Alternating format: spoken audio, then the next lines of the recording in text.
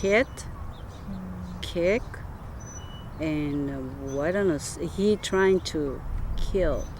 Usually he forced me with the gun to do something that make me feel like scared and nervous. I remember the times that he would make my son wear long sleeve shirts just to hide all those bruises.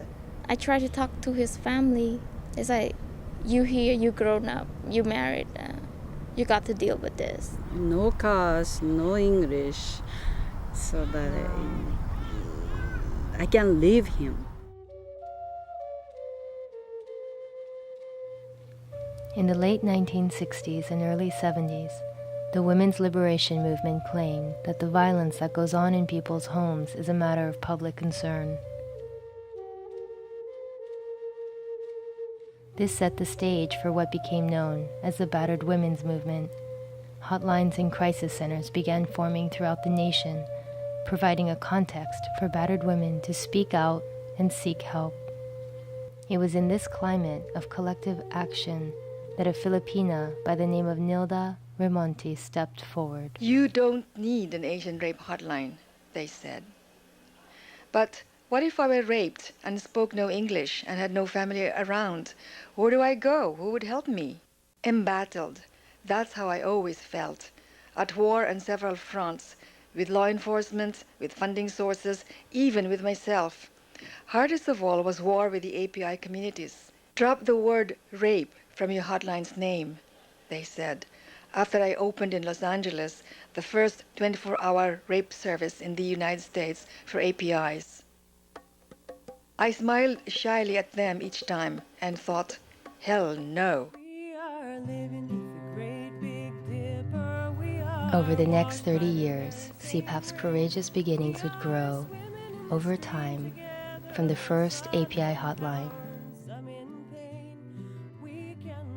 to the first safe shelters in the country specialized in working with API survivors, to one of the first shelter-based violence prevention programs, which today serves over 1,000 child and youth survivors annually in shelters and in the community.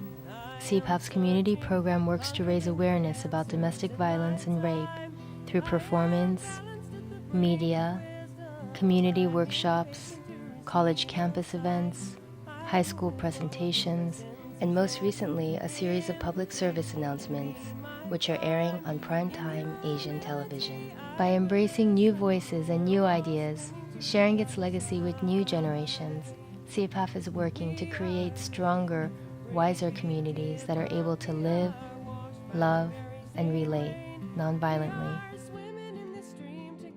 CPAF continues to receive over 2,000 calls a year through its hotline.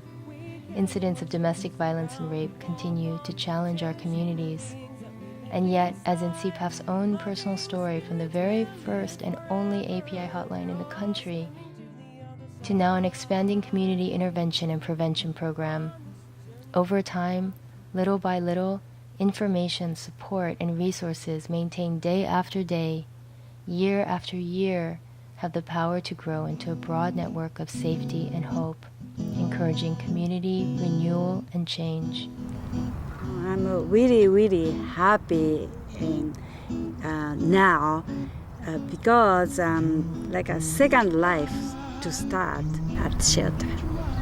I think that CPAF, I feel like God help me here, something like that, Yeah. What I learned the most is I'm stronger.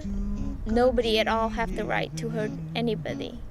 For a young age and nobody at all, no family, no sister, no brother, no relative, and I'm survived until now, and I'm happier. And I just want to let CPAF know that without your guidance, without your direction, I wouldn't have gone this far. I'm crying. This is not crying because I'm sad or what. Every time I cry now, it's for gratitude. It's just to show my appreciation, and these are tears of joy. And to all the people who I have not met, who have helped me through my plight also, like your sponsors and everything. I mean,